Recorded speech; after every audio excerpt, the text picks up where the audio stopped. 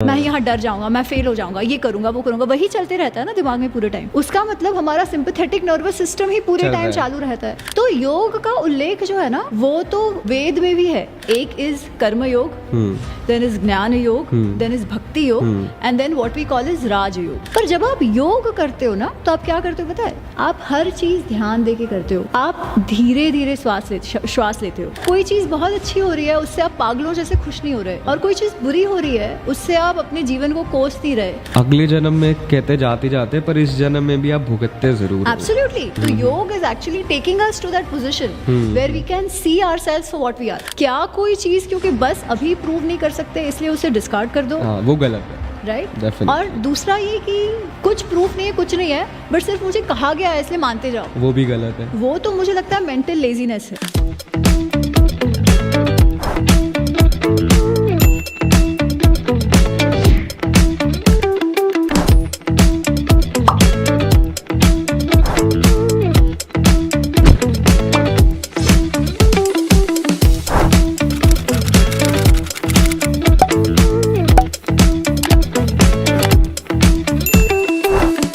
नमस्कार guys, welcome to another episode of scene क्या है। आज मेरे साथ अमी गनात्रा जी है। Thank you so much for coming. She is a management consultant, she is an author of Mahabharata unravelled and Ramayana unravelled. She talks on itihas and she is also a certified yoga teacher and a student both. Thank you so much, आप मेरे podcast पे आए। पहले तो thank you so much अखिल, हम कब से बात कर रहे हैं? जी फाइनली आई थिंक ऑलमोस्ट 6 महीने से हम बात कर रहे थे इसके बारे में। तो आज आपने अमी जी को सुना होगा महाभारत और रामायण के बारे में बहुत हमेशा पॉडकास्ट पे बात करते हुए। आज हम इनसे योगा के बारे में बात करेंगे। मैंने सोचा कि हम कोई डिफरेंट टॉपिक करें। तो सबसे पहले मैं स्टार्ट करूँगा मेरे फर्स्ट क्वेश्चन से। I have also been doing yoga for 1 year। There are lot of questions that I also have in my mind. कि पहली चीज़ तो योग या योगा है क्या और इसका ओरिजिन क्या है? अगर मैं बेसिक क्वेश्चन से स्टार्ट करूँ, फिर I will ask for the question on this. तो आजकल हम योग को एक एक्सरसाइज फिटनेस के रूप में समझते हैं जी, और वो एक ओर से ठीक भी है, बट योग का जो ऑब्जेक्टिव है, जो उद्देश्य है, वो बहुत ही ज़्यादा गहन है, ज़्यादा प्रोफाउंड है। जैसे पतंजलि योग सूत्र से हमें योग क्या है ये पता चलता है, और उसका जो पहला ही वाक्य है वो है अतः योगानुशासन योगः चित्तवृत्ति निरोध। मतलब वो बेसिकली अब हम योग की बात करेंगे और वो कह रहे हैं योग मतलब चित्त के वृत्ति का निरोध। मतलब हमारे मन में, हमारे दिमाग में जो विचार आते ही रहते हैं, जो एक्टिविटीज चलती रहती हैं, उनका निरोध, उनको बंद करना, ये योग का उद्देश्य है। ओके, ठीक है। और योग से हम इवेंचुअली क्या चाहते हैं? योगः चित्तवृत्ति निरोधः तदा द्रष्टुम स्वरूपे अवस्थानम। पतंजलि कहते हैं, ऋषि पतंजलि जिन्होंने योग सूत्र को कंपाइल किया है, वो कहते हैं कि हमको दिमाग की जो एक्टिविटीज़ है उसको बंद करना है। क्यों? ताकि हम अपने आप को अपने स्वरूप में देख पाए। इसका क्या अर्थ? कि अभी हम अपने आप को क्या कहते हैं कि अच्छा मैं मैनेजमेंट कंसल्टेंट हूँ, मैं ऑथर हूँ, मेरा इतना बड़ा घर है, मैं यहाँ घूमती हूँ, मैं वहाँ घूमती हूँ, ये मेरे हाथ, ये मेरे कपड़े, है ना। तो एवरीथिंग इज आई आइडेंटिफाई। मेरा जो आइडेंटिफिकेशन है वो बाहरी वस्तुओं से है, ठीक है। पर मैं क्या हूँ? जब मैं कहती हूँ कि ये मेरा, कि ये जो अंगूठी है वो मेरी, तो मैं कौन? क्या मैं ये शरीर हूँ? क्या मैं ये हाथ हूँ? क्या मैं ये पैर हूँ? या क्या मैं उससे और कुछ? Is there something beyond just the physical, right?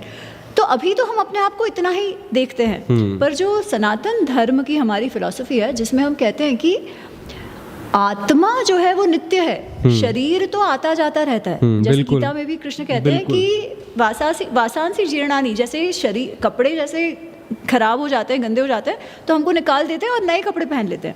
वैसे ही जो आत्मा है वो इस शरीर को जैसे ही वो पुराना हो जाता है, वृद्ध हो जाता है, निकाल देता है, जिसे हम मृत्यु कहते हैं, और नया शरीर धारण कर लेता है। Soul is immortal. एग्जैक्टली। तो फिर मैं कौन हूँ? मैं वो आत्मा हूँ। अभी कहना तो थियोरेटिकली हाँ मैं वो आत्मा हूँ, but do I realise that? अभी आपने मुझे चाय ऑफर की होगी और आप भूल गए देना, तो क्या मैं ये कहूँगी अरे मैं तो आत्मा हूँ, मुझे तो चाय नहीं चाहिए? I wouldn't think of it that way, right? Even though मैं आपके सामने इतनी बड़ी बड़ी बातें कर रही हूँ, बट एक्चुअली रियलाइजिंग दैट कि भाई हाँ, I am not this body but I am that आत्मा। वो स्थिति जो आती है वो योग के कॉन्टेक्स्ट में उसे कैवल्य कहते हैं। ओके। जब मनुष्य अपने आप को सही में वो आत्मा स्वरूप देखता है और दिमाग की जितनी भी एक्टिविटीज़ है ना वो शांत हो जाती है। जब दिमाग की एक्टिविटीज शांत हो जाती है तो I will see things and myself for what they are. इसके लिए एक बहुत अच्छा एग्जाम्पल विवेकानंद जी ने दिया है कि आप देखिए, एकदम अगर शांत पानी हो, कचरा ना हो, कुछ ना हो, साफ हो एकदम, है ना, तो आपको उसके नीचे क्या है दिखाई देगा? जो उसका फ्लोर है वो लेक का जो तालाब का फ्लोर है और एकदम साफ पानी हो तो दिखाई देगा। पर उसी पानी में अगर मैं एक पत्थर फेंक दूं तो फिर पानी का वो ये हो जाएंगे, है ना, आपको उसमें वेव्स वगैरह आ जाएंगे, रिपल्स आ जाएंगे और आपको नीचे का कुछ नहीं दिखेगा। तो हमारे दिमाग में भी वैसा ही है। एक तो ये है कि भाई चलते रहता है, एक्टिविटीज गो ऑन, है ना, जिसके कारण we can't see what we are actual. और दूसरा ये है कि कचरा इतना भरा होता है, जो हमारे बायसेस हैं, जो हमारे जो भी कहो विचार है, जो हमारा वो दिमाग में घूमता ही रहता है, जिसके कारण हम अपने आप को देख नहीं पाते। तो योग is actually taking us to that position where we can see ourselves for what we are. That is yog. Okay, and what is the origin of this? ये आया कहाँ से? तो योग का उल्लेख जो है ना वो तो वेद में भी है, पर yoga the word comes from root word yuj. प्रत्येक संस्कृत शब्द का एक रूट वर्ड होता है, ठीक है? Okay. वो रूट वर्ड है युज, ठीक है? तो युज, युज्यते, युज समाधव दोनों होता है इसका अर्थ। इसका अर्थ वो जो चीज़ों को जोड़ता है वो योग है। Okay. और जो समाधि में आपको ले जाता है, समाधि इज दैट स्टेट ऑफ कैवल्य जिसमें हम कंप्लीटली शांत हो, है ना, कोई चहल पहल नहीं हो, we see things for what they are. वो जो समाधि की स्थिति है वो भी योग है, ठीक है? तो वहां से ये शुरुआत हुई, पर फिर उस स्थिति में आप पहुंचो कैसे इज द क्वेश्चन, ठीक है? तो उस स्थिति में पहुंचने के लिए जो ऋषि थे उन्होंने अलग अलग एक्सपेरिमेंट्स करे होंगे कि भाई how do you reach there. तो उन एक्सपेरिमेंट्स में जो भी उनका निचोड़ निकला, they were then compiled by Patanjali rishi many thousand years ago, Patanjali rishi, हाँ, okay, into what is called Patanjali Yoga सूत्र। Okay. तो वो योग सूत्र जो है उसमें उन्होंने योग क्या है और वो जो परिस्थिति है जिसमें चित्तवृत्ति निरोध आप अटेन कर पाओ, वहां कैसे पहुंचो उसके विषय में बात करी है, ठीक है? पर ये एक प्रकार का योग है। Okay. आप अगर भगवत गीता देखते हो तो उसमें भी योग की बात आई है। उसके 18 अध्याय, प्रत्येक अध्याय में योग योग योग लिखा हुआ है, ठीक अच्छा, है? हाँ, तो वो योग क्या है? तो उसमें हम कहते हैं कि 4 प्रकार के योग के मार्ग होते हैं, okay, ठीक है? एक इज कर्म योग, देन इज ज्ञान योग, then is bhakti yoga, and then what we call is Rajyoga. Rajyoga, हाँ, तो Rajyoga is what Patanjali rishi talks about, not exactly but it's similar, okay, ठीक है? कि वो स्थिति जिसमें आप पूर्णतः शांत हो और उस स्थिति को अचीव करने के लिए you have a certain process which is called अष्टांग योग। वो राजयोग के अंडर आता है अष्टांग योग, जो limb 8 limbs, correct, that's the process to get to the state. Okay, तो योग is a state and yoga is a process, दोनों ही, ठीक है? तो वो जो हम योग एक्सरसाइज जो हम करते हैं वो अष्टांग योग, जो 8 लिम्स ऑफ 8 अंग जो योग के हैं 8, उसका एक भाग आसन है, पर बाकी तो 8 उसमें स्थितियां हैं which a person who has to achieve that chittavritti nirodha, वो शांति अगर अचीव करनी है तो उसके लिए वो 8 लिम्स हैं जो फॉलो करने, ठीक है? पर जो दूसरा है वो है कर्मयोग। कर्मयोग में ये होता है कि आप अपना कर्म करो और आप अधिकार के विषय में मत सोचो, आपका जो आउटकम है उसके विषय में मत सोचो। जो कृष्ण कहता है ना, कर्मण्येव अधिकारस्ते मा फलेषु कदाचना, कि आपको कर्म पर तो अधिकार है, उसका फल क्या होगा इस पर आपको अधिकार नहीं है ना? So don't worry about the outcome. जो आपको करना है, जो जैसा करना चाहिए वैसे आप करो। इसलिए वो कहते हैं योगः कर्मसु कौशलम, कि कोई भी कार्य में अचीविंग एक्सीलेंस इन दैट, एकदम उत्कृष्ट कार्य करना दैट इज ऑल्सो योग। तो वो कर्म करने की बात है ना। Oh, so this is not related to exercise. Like Karma Yoga doesn't have any kind of exercise is that part, that's it. So जो हम योग आसन जो करते हैं वो एक बहुत ही छोटू सा भाग है, उसका फायदा हमें उतने छोटू से भाग का भी हमें कितने फिजिकल बेनिफिट्स है देखो, है ना। बिल्कुल फिजिकल, स्पिरिचुअल, इमोशनल बेनिफिट्स उसके भी हैं। बिल्कुल।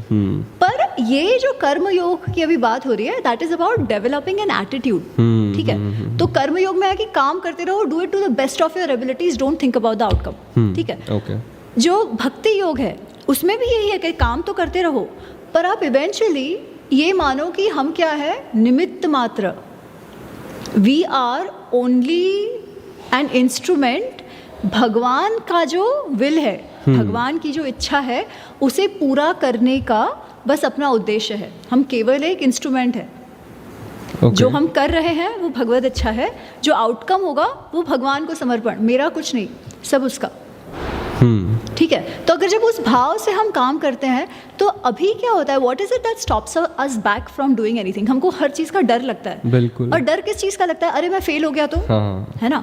वो फेल हो गया, ये जो विचार है वो हमें बहुत सारी चीज़ें जो हम कर सकते थे उससे रोक लेता है ना। पर जब आप इस भाव से करो कि मुझे ये करना है, मैं बेस्ट ऑफ द एबिलिटी करूंगा, जो होगा देखा जाएगा, जो होगा वो भगवान का समर्पण, वो आगे तुम्हारा देखना है, मेरा कोई लेना देना नहीं है, कृष्ण तुम देखो, है ना। तो जो जिस तरीके से मैं वो करूंगी वो कार्य ही बदल जाएगा। एक तो वो भगवत समर्पण वाली बात हो गई, जब मैं भगवान के लिए कर रही हूँ तो वैसे ही मेरा जो attitude of doing that will change, right. And वो जो स्केयर, जो डर वाला फैक्टर है, जो मुझे पीछे खींच रहा था, वो तो चला गया, राइट। तो उसको, वो जो पूर्ण समर्पण कि कोई भी हमारे इष्ट हैं उनको आप पूर्ण समर्पण से करो तो वो भक्ति योग हो गया। ज्ञान योग ये है कि हमारे जो वेद, उपनिषद, श्रुति, स्मृति, पुराण, इतिहास, वो सब है, उनका अध्ययन करके वो जो इवेंचुअल ज्ञान है, कौन सा ज्ञान, आत्मा परमात्मा का, कि हम केवल ये शरीर नहीं, हम ये शरीर है ही नहीं, हम वो आत्मा है, और शरीर तो आता जाता रहता है। हमारा एक तो फेलियर का डर है, दूसरा कौन सा सबसे बड़ा डर है, मृत्यु का, right.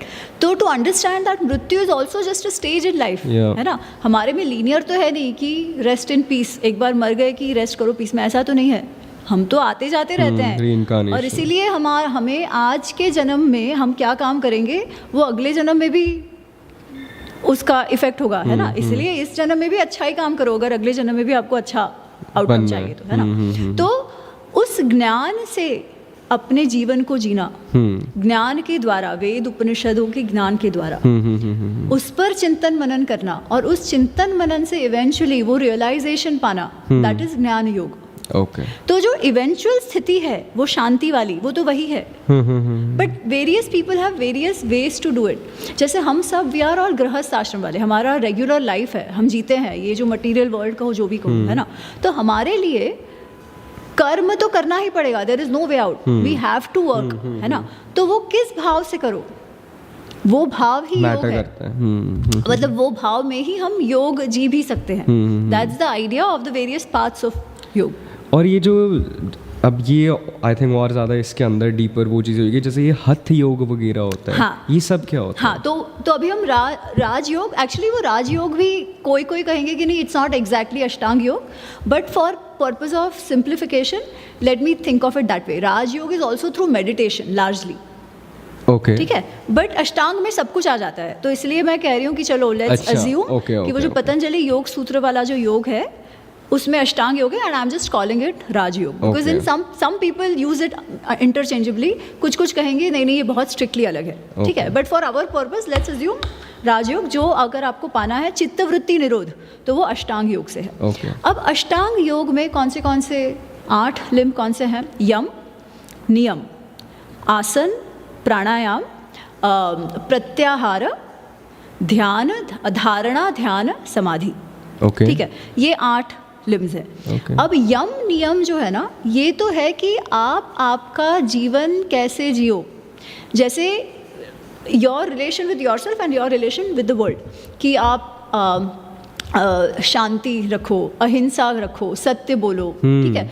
These rules of life, rules क्या मतलब आपकी जो वर्च्यूज हम कहते हैं ना कि जो गुण होने चाहिए, कि झूठ मत बोलो, बहुत ज्यादा परिग्रह मत करो कि सब कुछ मेरा मेरा मेरा मेरा मेरा मेरा करके रखो, ऐसा नहीं, हिंसा मत करो, ठीक है। तो ये सब जो है कि आपका समय स्वाध्याय में लगाओ, कि आप पढ़ाई करो। कैसी पढ़ाई? ये पढ़ाई, आध्यात्म की पढ़ाई, ठीक है। कोई ना कोई नियम रखो जीवन में, तप जिसे कहते हैं कि तपस्या, कि भाई कोई ना कोई व्रत रखो, डिसिप्लिन। बेसिकली जीवन में किसी भी प्रकार का डिसिप्लिन होना चाहिए लाइफस्टाइल में, ठीक है। वो यम नियम द्वारा सेट होता है। अच्छा, जब डिसिप्लिन होता है तो क्या होता है कि हम भी सुखी रहते हैं, अपने साथ जो रहते हैं वो भी सुखी रहते हैं, क्योंकि हम उनको भी परेशान नहीं करते, और हमारी हेल्थ भी अच्छी रहती है, है ना। हम भी फिजिकली मेंटली अच्छे रहते हैं कि हम ज़्यादा खाएं नहीं, जितना खाना चाहिए वो खाए, वो सारा डिसिप्लिन में आ जाता है।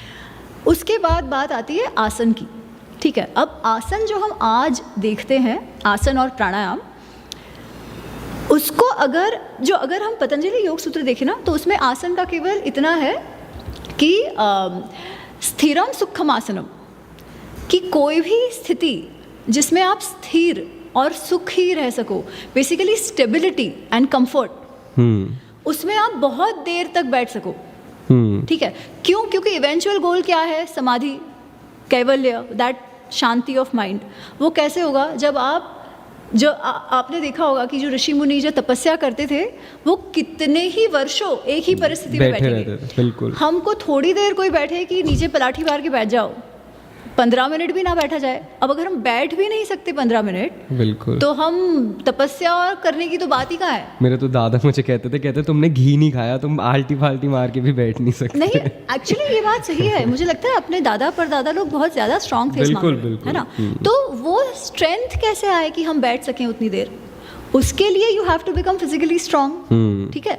तो आसन मतलब बेसिकली दैट, कि जब आप उस परिस्थिति में बहुत शांति से, सुख से बैठे रहो।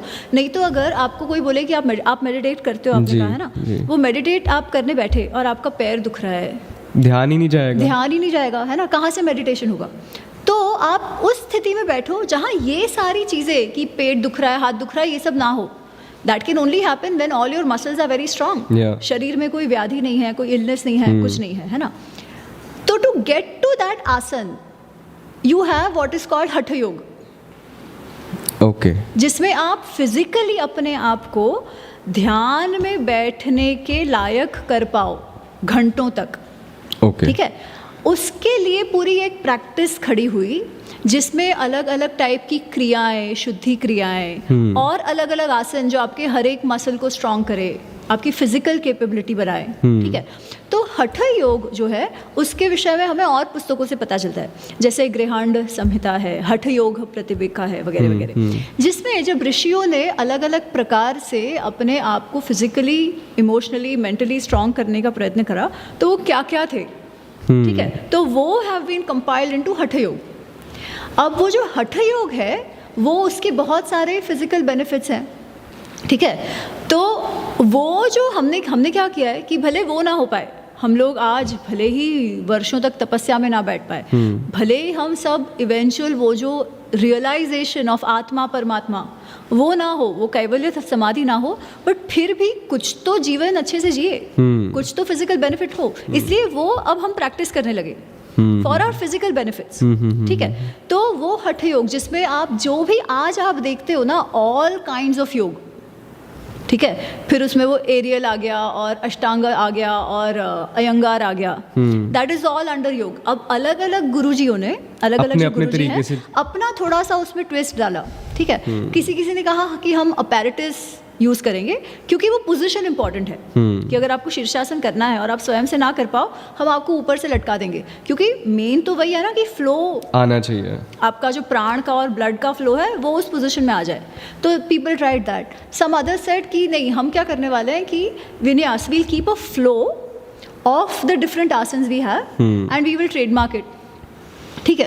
तो उन्होंने कहा इसके बाद ये आसन करो, इसके बाद ये करो, तो उन्होंने उसको एक और स्ट्रक्चर दे दिया और अपना अपना नाम उसमें जुड़ गया, as people innovated with that. But the larger umbrella is Hatha yoga, हाँ, सब उसके अंडर, सब उसके अंदर आता है। उसमें आसन आ गए, वेरियस अलग अलग प्रकार के प्राणायाम आ गए, क्योंकि प्राणायाम का भी जो पतंजलि योग सूत्र में उल्लेख है। अच्छा, सूत्र मतलब क्या? सूत्र इज लाइक अ फॉर्मूला, ठीक है? तो सूत्र तो फॉर्मूला है, अब उसको एक्सपैंड करके एक्चुअली करो कैसे, दैट इज देन द विषय टेकन अप बाय वो सब्जेक्ट को और लोगों ने लिया और उस पर और लिखा कि जैसे प्राणायाम फिर अलग अलग प्रकार के कैसे हैं। पतंजलि योग सूत्र में बस इतना है कि breaking the rhythm of your pranavayu, okay, ठीक है?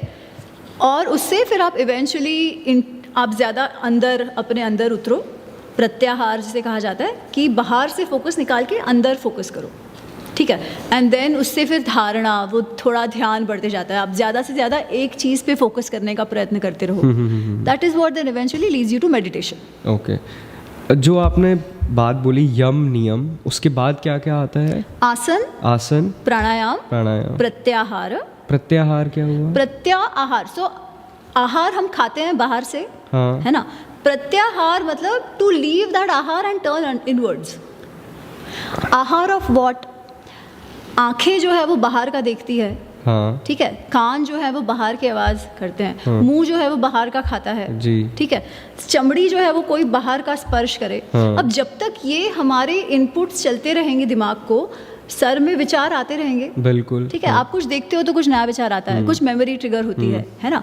तो आपको अगर अंदर फोकस करना है, जैसे ये एक्सटर्नल चीज़ों से आपका निकल जाए फोकस, तो उसके लिए क्या करना होगा कि ये जो आपके सारे सेंस ऑर्गन्स है, आँख, कान, नाक, मुंह, है ना? वो सारे सेंस ऑर्गन्स है जिससे आप इनपुट्स लेते हो।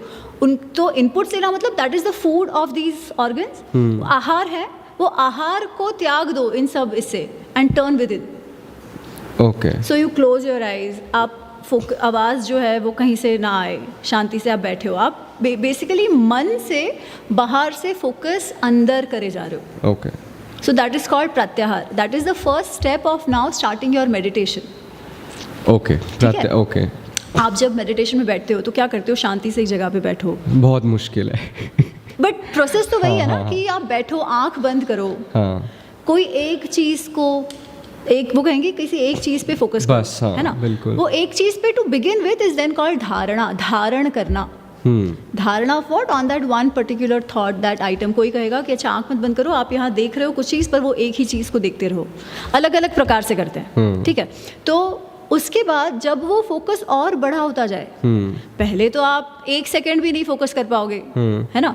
फिर वो 1 सेकेंड का धीरे धीरे प्रैक्टिस करके 10 सेकेंड होगा, 15 सेकेंड होगा, 2 मिनट होगा। देन धीरे धीरे आप वो ध्यान मोड में जाओगे। व्हेन एक्सटेंडेड, लंबे समय तक आप एक विचार, एक वस्तु पे फोकस कर सको, है ना? फिर जब वो और लंबा होता है तो धारणा, ध्यान, समाधि। समाधि तो इज लाइक आप बहुत दिनों तक उसी स्टेट में रहो। और जब आप उसे मास्टर कर लेते हो, जब उसका अर्थ आपके सारे जो मन के विचार हैं, जो मन की जो पागलों जैसी एक्टिविटी है, वो शांत होते जा रही है। जब वो एक्टिविटी शांत होते जा रही है तो रियलाइजेशन की हम क्या है वो अधिक होता जाता है। And eventually you reach, according to Patanjali Yoga Sutra, a situation which is called kaivalya, ठीक है? अच्छा, अब उसमें और कैवल्य, हाँ, पर उसमें ना और भी मेटाफिजिक्स हैं जो I don't think we need to get into, which is about sanskar. कि विचार तो बंद हो गए बट संस्कार तो फिर भी है। There are some imprints in our brains already, है ना? क्योंकि आप देखो, कोई बच्चा जन्मता भी है तो स्पेसिफिक, हर एक बच्चा अलग अलग होता है, बिल्कुल। हर एक बच्चा, कोई किसी चीज़ से रोता है, कोई किसी चीज़ से रोता है। बचपन से ही किसी को मीठा अच्छा लगता है, किसी को मीठा बिल्कुल नहीं अच्छा लगता। तो ये क्यों है? These are your inherent prakriti and sanskars. This is from your past life और could be past, could be present, could be hereditary, anything. Okay, पर ये संस्कार आप में होते हैं। That is what also makes each of us different. फिर जो इनबिल्ट संस्कार आए हैं बाकी, मतलब जो फैमिली से, ये वो सब है। उसके अलावा फिर जीवन जीते जीते आपके अंदर जो संस्कार आते हैं, है ना, all these clutter your brain in a way, and that stops you कि आपका जो रियलाइजेशन है वो आप कर पाओ। तो एक बार जो एक्सटर्नल संस्कार, जब इनपुट्स बंद हो जाए, पर वो जो इनहेरेंट जो है वो तो है, बिल्कुल, तो वो भी क्लेंस करना है, तो कैवल्य में वो भी हो जाता है। बट वो तो मैं कह रही हूँ ना, वो मुझे नहीं लगता है आपके मेरे हमारी में। औकात भी नहीं है वो सब करने की आज के जीवन में।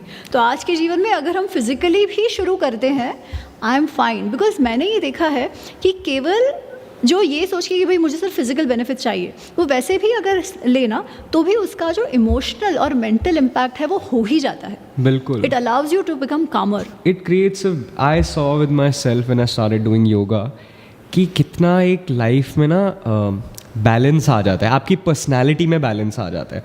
I was such an extremist कि मेरा गुस्सा तो बहुत गुस्सा, शांत तो एकदम शांत, एंड जब मैंने योगा करनी शुरू करी तो इतना ज़्यादा बैलेंस आ गया कि आप अपने आवाज़ रेस करने से पहले भी ना 4 बार सोचते हो। हाँ। तो this is also a change that and this is exactly that. अगर इस यही एक्सटेंडेड पीरियड पे हो जाए तो आपका कितना ज़्यादा फोकस और क्लैरिटी आ जाएगा। बिल्कुल। पर इवन छोटे पीरियड में ये क्लैरिटी आ रही है। हाँ। अब आपको पता है हो क्या रहा है इसमें, this is not magic, this is biology. और वो काम ऐसे करता है कि जनरली हमारा जो दिमाग है ना उसमें 3 भाग होते हैं। मैं बहुत सिंपलिस्टिकली कह रही हूँ, ठीक है। एक तो है जो हमारा एक्शंस को कंट्रोल करता है, which is the lowest part of our brain. Then we have our emotional brain. Basically जिसे हम मन कह सकते हैं, ठीक है, जो जिसमें हम कोई भी डिसीजन जो है ना वो कैसे लेते हैं कि मुझे अच्छा लगा, मुझे नहीं अच्छा लगा, मुझे डर लगा, मुझे नहीं अच्छा लगा, कि मुझे डर नहीं लग रहा, मुझे ये चाहिए, मुझे ये नहीं चाहिए, ठीक है, उससे होता है। और जो थर्ड पार्ट है वो है हमारा थिंकिंग ब्रेन, जो बेसिकली हम बुद्धि जिसे कहते हैं, ठीक है। तो आइडियली कोई भी निर्णय हम करें तो वो बुद्धि से होना चाहिए, ठीक है। मुझे पता है कि मेरे लिए करेला अच्छा है पर मैं क्यों नहीं खाती, क्योंकि मन नहीं कर रहा। बुद्धि को तो पता है ना कि करेला अच्छा है, बिल्कुल, पर मन को नहीं अच्छा लगता। मन को क्यों नहीं अच्छा लगता, क्योंकि वो जीभ का गुलाम है उसको केवल ये इनपुट मिल रहा है। हाँ। और बुद्धि जो है ना उसको एक्ट करने में टाइम लगता है, मन बहुत तेज होता है, ठीक है, उसका रिफ्लेक्स एक्शन भी बहुत तेज होता है। तो मन जब तक निर्णय लेता रहता है, और मन कैसे निर्णय लेता है, काम, क्रोध, लोभ, मोह, मद, मात्सर्य, जो हम षड रिपु की बात करते हैं ना, कि गुस्सा, चाहिए चाहिए चाहिए, वो लास्ट कह दो, डिज़ायर कह दो, अटैचमेंट कह दो, वो सब उसका काम है, ठीक है।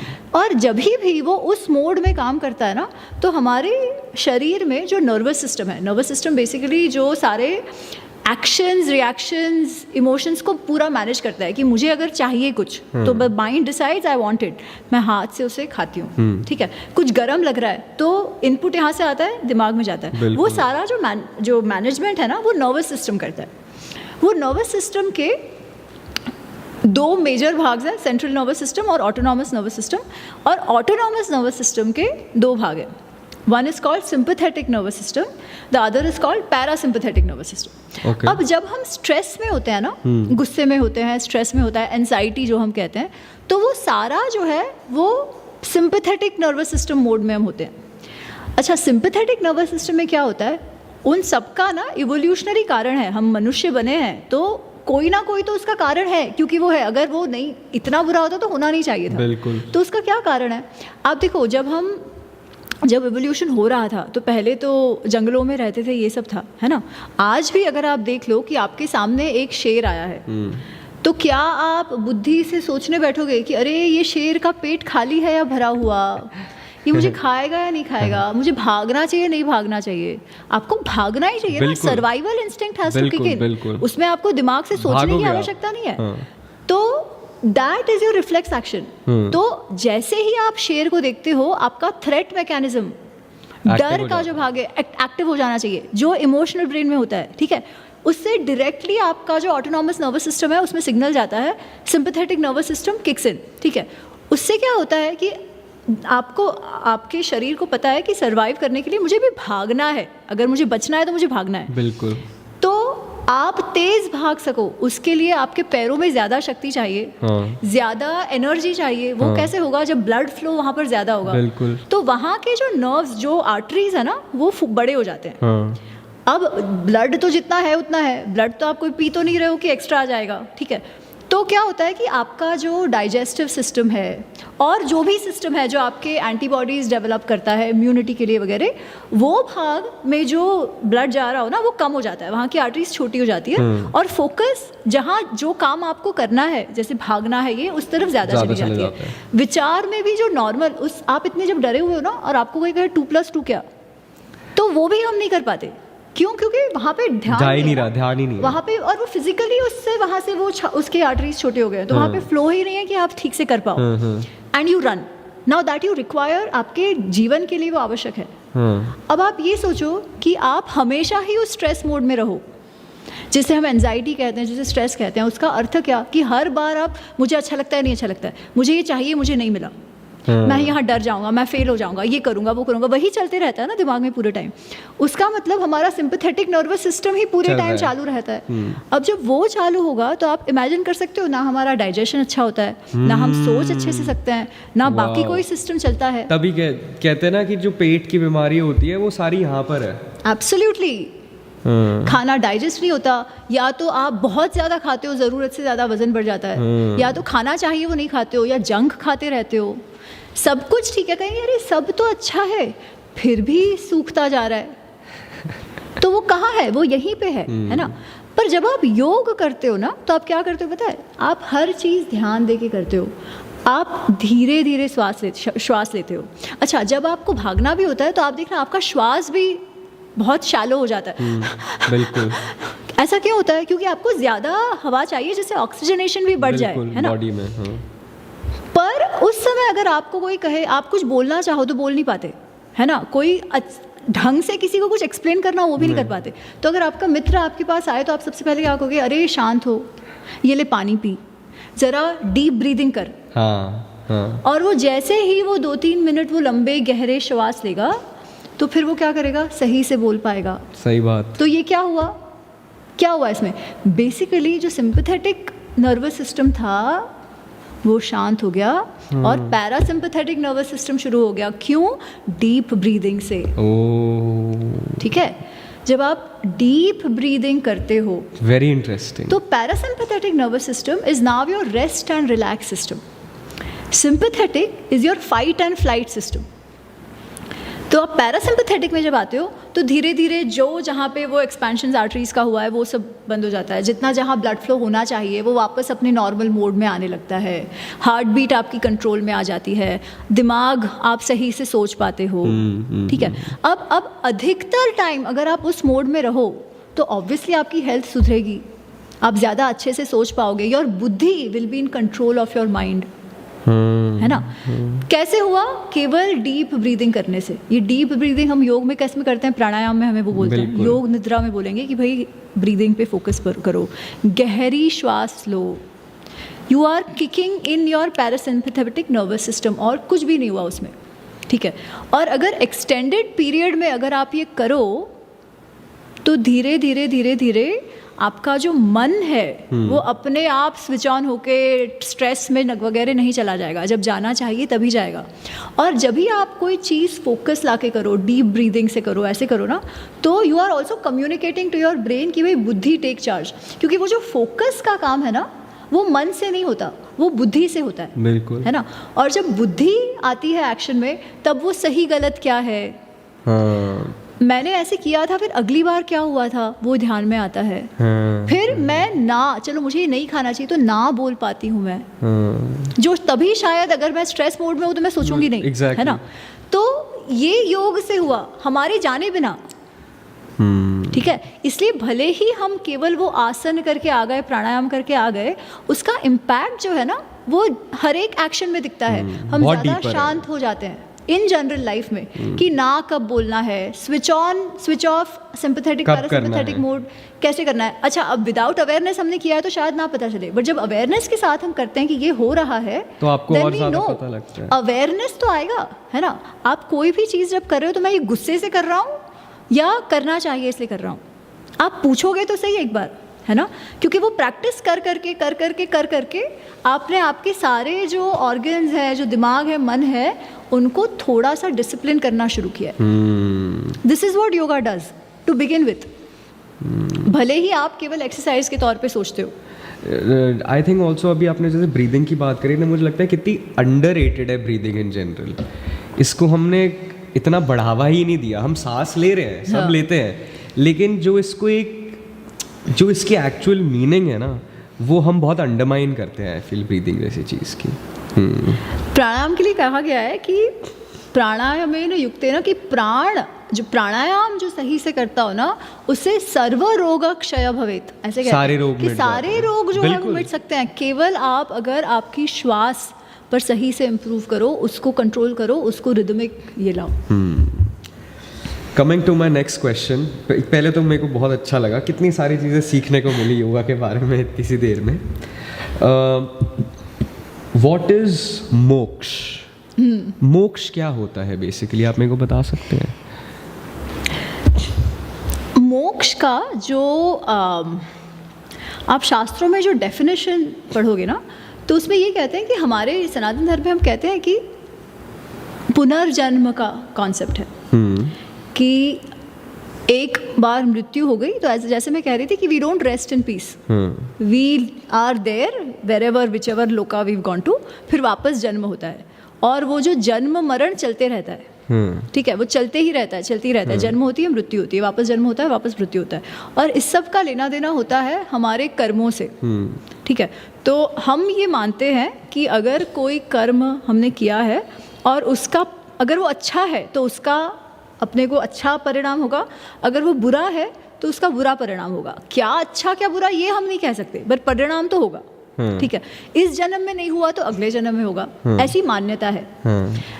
अब हम जो सुख दुख ये सब बातें करते हैं वो क्यों है? बिकॉज ऑफ दिस जन्म मरण, जन्म मरण, जन्म मरण। कर्म है, कर्म का फल होगा, अच्छे का अच्छा होगा, बुरे का बुरा होगा, सुख भी आएंगे, दुख भी आएंगे।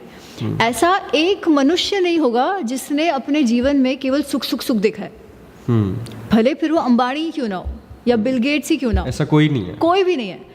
उन्होंने भी कई बार तो जो बहुत पैसे वालों का घर होता है उसमें पता नहीं होता उतना ज्यादा दुख होता है। बिल्कुल, है ना, बहुत सारी चीजें होती है। कहते हैं ना जो जंगल बाहर से हरा भरा दिखता है वो अंदर से उतना ही डरावना होता है। एब्सोल्युटली।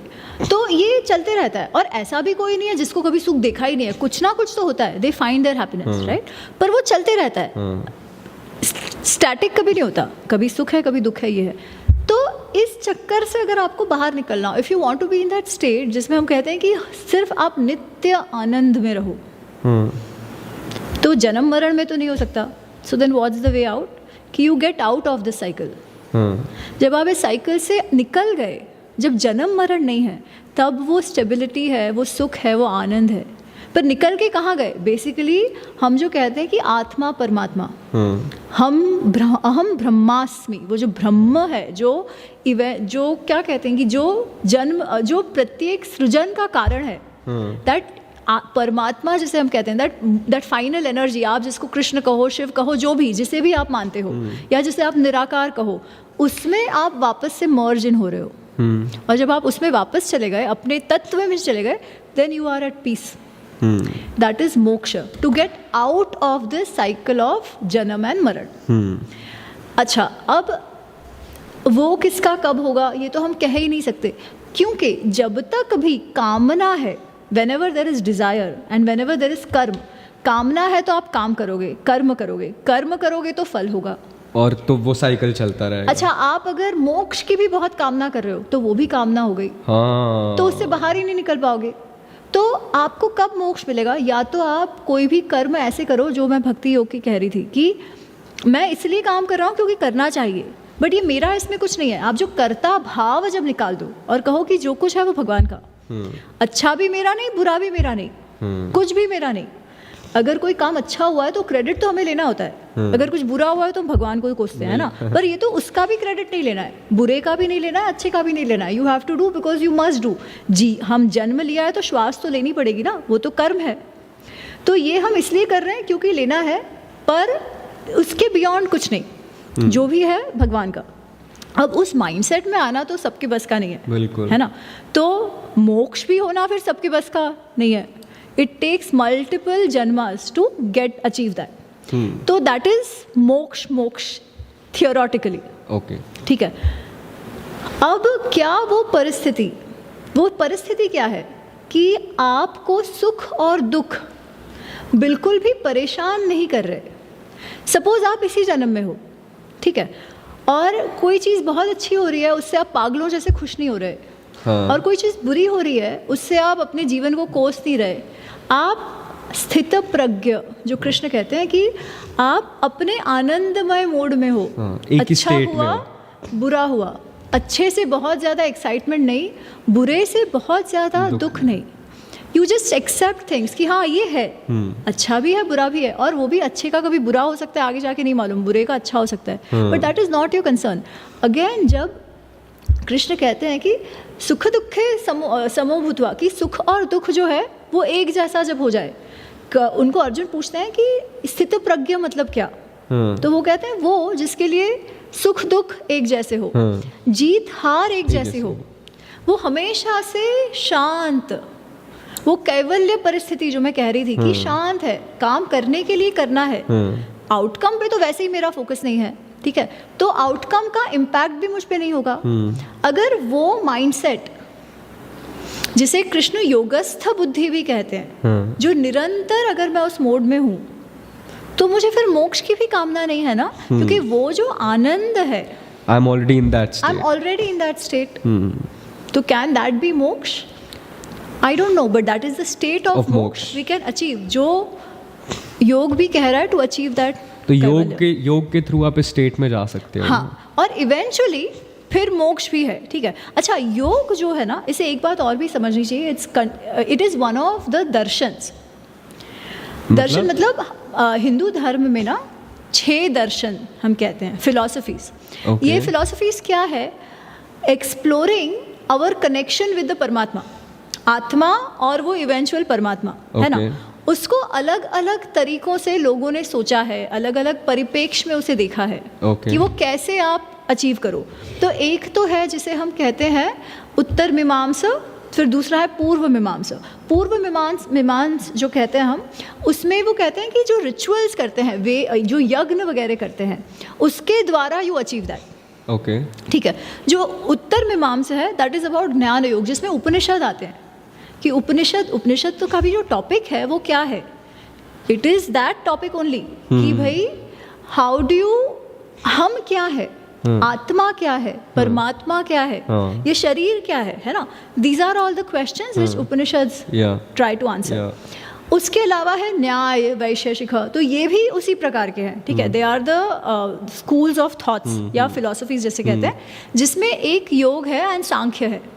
सांख्य टॉक्स अबाउट पुरुष एंड प्रकृति, कि वो कहते हैं कि कोई भी जो क्रिएशन है उसमें 2 भाग है। वन इज द मैटर, ये शरीर वरीर जो है ये तो मटीरियल है ना, पर केवल शरीर से क्या मनुष्य बन जाएगा, केवल शरीर से क्या कुत्ता बन जाएगा, केवल शरीर से पेड़ बन जाएगा, नहीं।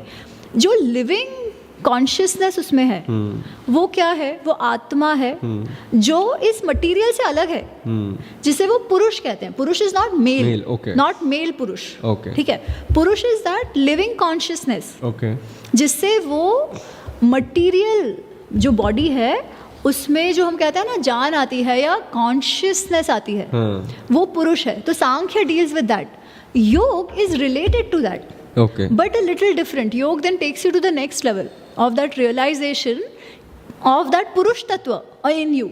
कि शरीर तो है, पर वो पुरुष तत्व को क्या हम पहचान सकते हैं क्या, कि नहीं? तो क्या होता है कि हम प्रकृति से ही अपने आप को आइडेंटिफाई करते हैं, जो मटेरियल से आइडेंटिफाई करते हैं। बट मटेरियल चीजें तो ऐसी है जो खत्म हो जाएगी, जो नित्य नहीं है, बिल्कुल, इट विल एंड। बट वही रहेगा, जो परमानेंट है वो आत्मा है। तो realising that permanence, that is then the process which yoga takes you to. So there are these 6 schools of thoughts. ठीक है। तो योग उसमें भी आता है, मतलब योग is one of those 6 thoughts darshans that we have as well. So it is a direct connection. वो धर्म ही है, हिंदू धर्म का ही एक दर्शन है। आपने अभी री-इनकार्नेशन की भी बात करी थी। ये चीज़ मैं बहुत सोचता रहता हूँ, मतलब मेरे दिमाग में बहुत ज़्यादा चलती रहती है ये चीज़ कि क्या ये एक्चुअली में होता है, क्या ये नहीं होता है।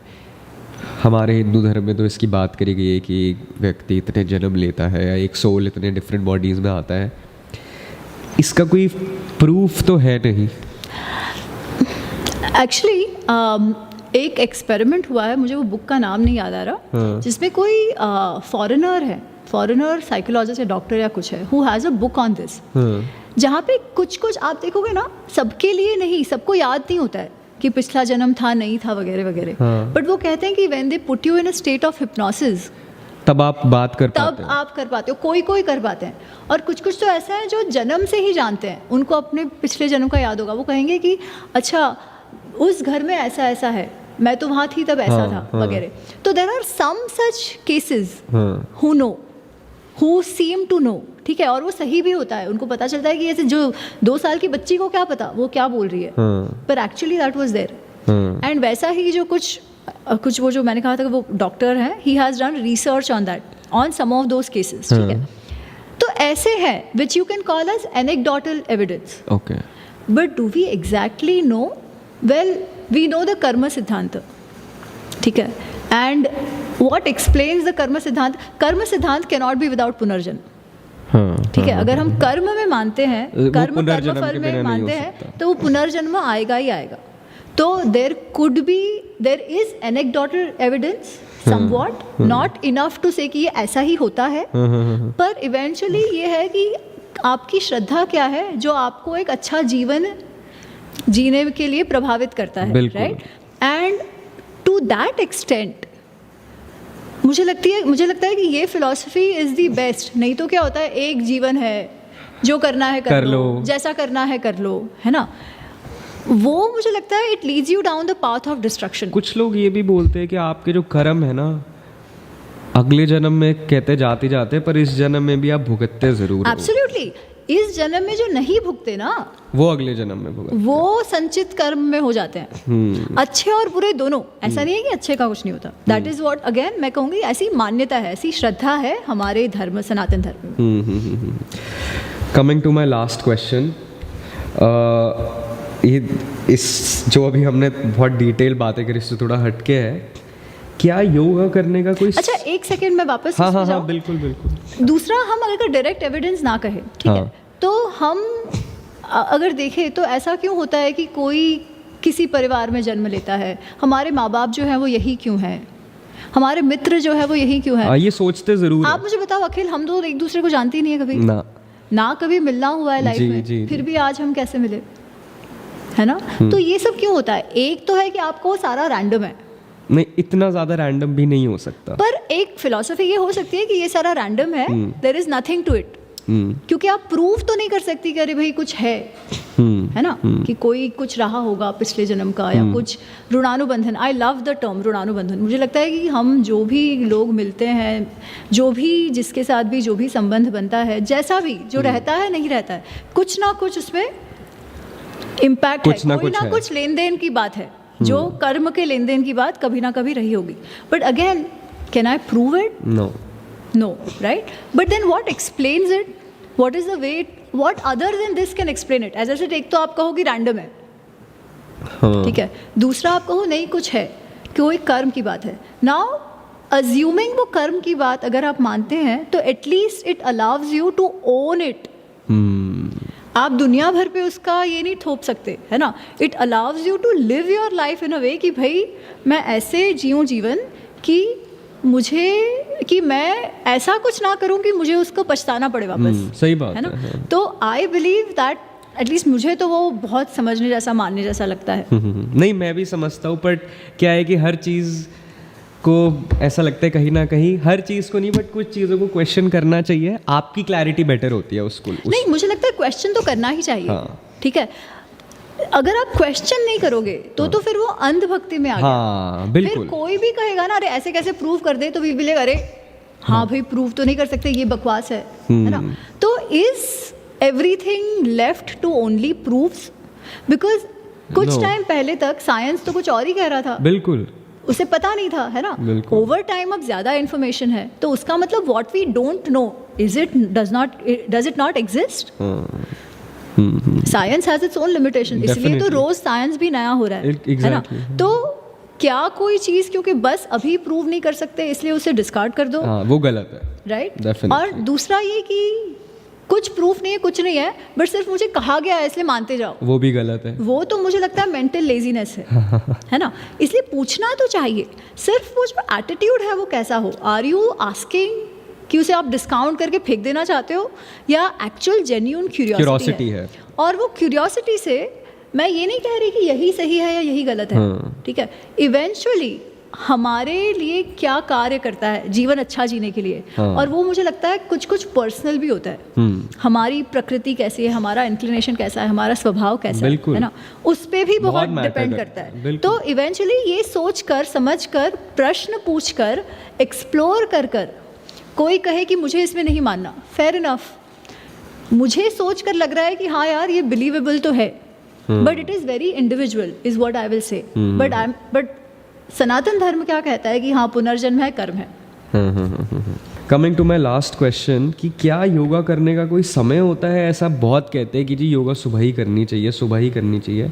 क्या कोई समय है या ऐसा कोई समय नहीं? देखो बेस्ट जो कहते हैं ना, वो तो कहते हैं ब्रह्म मुहूर्त में करो, ओके है ना, कि वो सूर्योदय के पहले, हाँ। That is the best. जब आप एकदम सो के उठे हो, दिमाग एकदम फ्रेश है, दिनचर्या अभी शुरू नहीं हुई है, जी, पेट खाली है, हाँ। आपका जो सफाई सारी हो गई है, उसके बाद दैट इज द बेस्ट। ठीक है, क्योंकि वो जब सूर्य उगता सूर्य है, उसमें भी वो जो रेज हैं वो कहते हैं ज़्यादा पावरफुल होते हैं। बट आज का जो लाइफस्टाइल है वो ऐसा है कि 99% लोगों के लिए वो नहीं शक्य है। बिल्कुल। तो क्या आप ना करो? मैं ये नहीं मानती। हाँ। अगर 5% 10% भी बेनिफिट हो रहा है तो जब समय मिले करना चाहिए। ठीक है, इतना मैं कहूँगी कि बी रेगुलर, ओके, कि कभी इधर कर लिया कभी वो।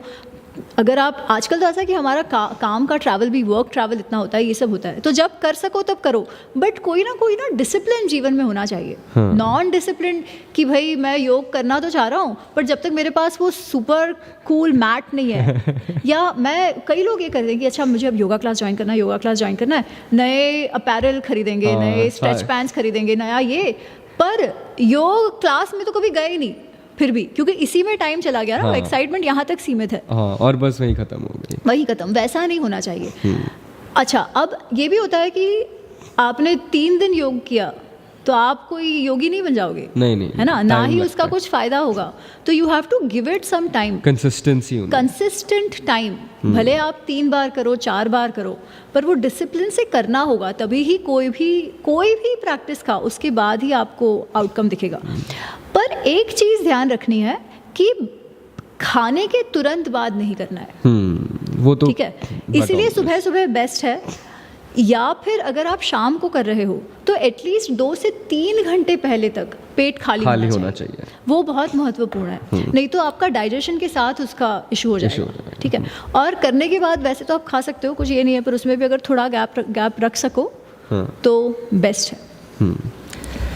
चलिए, थैंक यू सो मच। काफ़ी सारी चीज़ें हमें सीखने को मिली आज आपसे, योग के बारे में, मोक्ष के बारे में, बहुत सारे ब्रांचेस ऑफ योगा के बारे में। तो thank you so much again, आप पॉडकास्ट पे आए, एंड होपफुली हम आपके साथ आगे 1-2 और एपिसोड्स भी शूट करेंगे जब आप आए next. Thank you so much. धन्यवाद। जय श्री कृष्णा, जय श्री राम। जय श्री राम। आगे बढ़ते रहो, ऐसे टॉपिक्स और इस पे चर्चा विचारणा करते रहो। बिल्कुल, थैंक यू।